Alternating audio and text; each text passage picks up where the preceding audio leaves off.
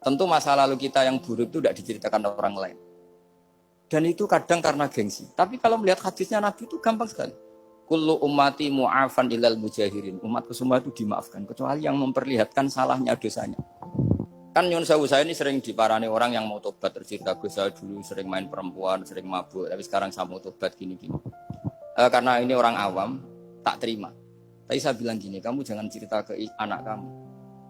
Terus dia cerita, tapi kan saya harus jujur. Karena ilmunya dia baru selalu jujur itu penting gitu.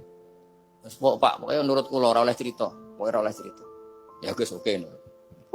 Setelah itu saya nyari-nyari sarah, termasuk kitab itu. Kok bisa orang yang tidak mujahirin, orang yang menutupi salahnya malah dimaafkan, yang cerita jujur pernah salah malah tidak. Sangat bener. Misalnya seorang bapak cerita, "Cung aku dhisik nak pacaran tak ambung." Anaknya mesti suatu saat kan dia puber. Mesti nak ngambung niru bapak ya. Nah kalau yang cerita itu ribuan atau jutaan.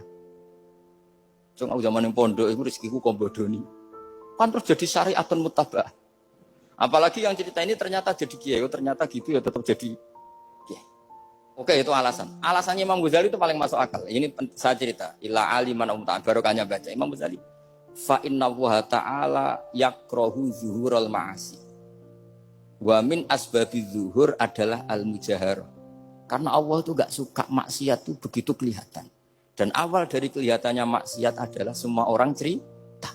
Akhirnya maksiat dianggap biasa saja. Jadi kalau semua orang cerita zaman mondok nakal itu akhirnya semua orang yang nakal. Oh itu niru kiai ini karena ini niru kiai. Kan repot. Tapi kalau semua kiai sok suci atau suci betul, dan semoga ya suci betul, kan yang maksiat yang mau maksiat ini nggak punya alasan karena masternya tidak pernah maksiat. Meskipun sebagian yang sultan nggak pernah konangan, nggak tahu pokoknya yang penting seperti itu. Itu hebatnya konsepnya. Saya dulu ya eskal loh, eskal. Tapi setelah baca Ihya kata Imam Ghazali, karena Allah itu nggak suka zuhurul ma'asi. Allah nggak suka kalau maksiat terlalu muncul. Dan termasuk sebabnya muncul adalah setiap orang jujur menceritakan masa lalunya.